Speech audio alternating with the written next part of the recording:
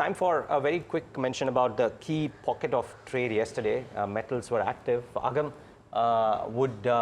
wouldn't surprise anybody that that's the pocket we speak about.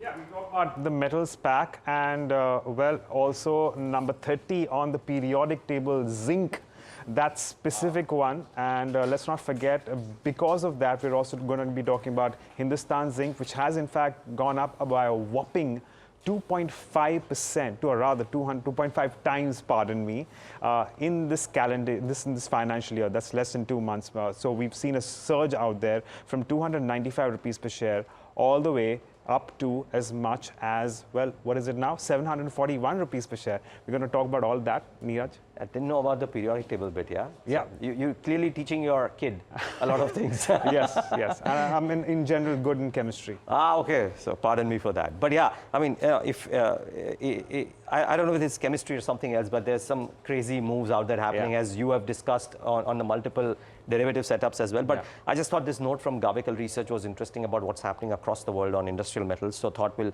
borrow a little bit from there. So one, they lay out, Agam, the possible triggers for this rally in industrial metals. So stabilizing Chinese growth, and we're clearly seeing first signs of that at least. Would love to hear your views. A new Cold War leading to stockpiling, and if indeed that were to happen, then what it does to metal demand per se. US going all in on its industrial revival. Now that is something that a lot of notes are talking about, that US is laying blockages on multiple other countries doing industrial work in the country, and therefore it wants to revive, a clear signs that it wants to do the revival of on its own. And we know when US spends on infrastructure, what happens to demand for all and sundry. Right. So that's the third one. A potentially weaker dollar. Everybody's now talking about this possibility as well and what it does for metals per se. Yeah. And the last point they make is electrification of everything theme. I mean, you know, just replace hydrocarbons as a primary fuel with all EV, and therefore what it does to copper, what it does to aluminum, and all the other metals. So that's something that stood out for me. Most of the other things are known, but just to quantify the electrification of everything seemed very interesting to me. Yeah, absolutely. Neeraj, so, but, you know, every time we talk about metals, not just a specific one perhaps, there's a China equation which always comes into the picture. And once again, that stands out in this case. In more ways than one. So yes, one, the electricity demand going up. There's an interesting statistic, by the way. I'm not good at chemistry or statistics per se, so I just happened to read. The data said that 83% of data centers which get launched in the US, are pre-leased from the date of the launch of the project. Right. That's the kind of crazy demand that's coming. So electricity demand moving up across the world, and therefore semicon demand moving up, and does that lead to increased demand for metals? That's part one. Of course, electricity driven by semiconductors in China, and the alert that came in for a lagging market like Europe as well. Schneider Electric has had a massive run because of this. So part one. Part two, the China property package, right?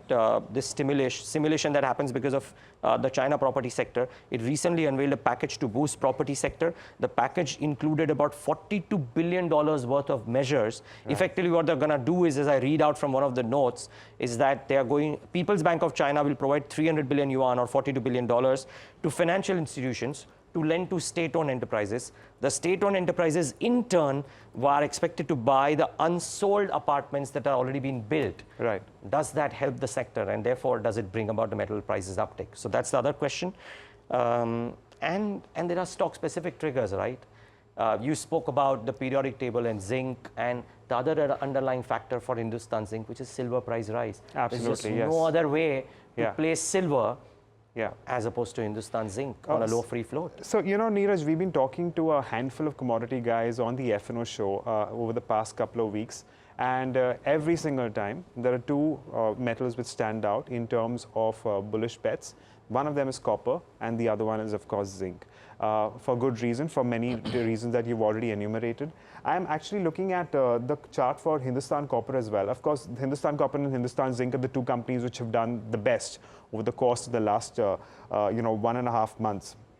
And it's the same for Hindustan Copper as well. It hasn't done as well as Hindustan Zinc. But if we just talk about Hindustan Zinc here, there are stock-specific triggers as well. Yeah, so for Hinzing, Vedanta, Hindalco, everybody's now citing those individual reasons as well, aside of the moving up rally. So in Hindustan Zinc's case, as you said, the bullishness in zinc prices plus silver, and no other way to play this. Also, a very low free float. I think the free float probably out there is 3-4%. So it's a very low free float which can propel the stock higher. Vedanta, indirect beneficiary of Hindustan Zinc, as well as all the other measures that it is talking about. So that's the other piece. Hindalco, amongst everything else that's happening in aluminum, also the Novelis IPO in September, they've declared it. So therefore, that's maybe a positive. And steel companies, prime beneficiary of the property stimulus. All of that might also help. So I wonder if your regular demand supply cycles of these metals are actually coinciding with other fundamental aspects which are also playing in favor. Under those circumstances, of course, I reckon that a lot of market analysts would be even more bullish based on the prices and the kind of traction that we've already seen in these companies. Entirely possible. But yeah, there you have it. Well, that's the upcycle on metals, something that's been identified by Neeraj, of course. So we're going to continue to give you updates and also track a lot of these metal counters through the course of the day, perhaps give you more of a fundamental view, besides, of course, a lot of technical analysis that does go through, not just in the commodities, but also the equities behind these commodities. We'll continue to give you an update on that.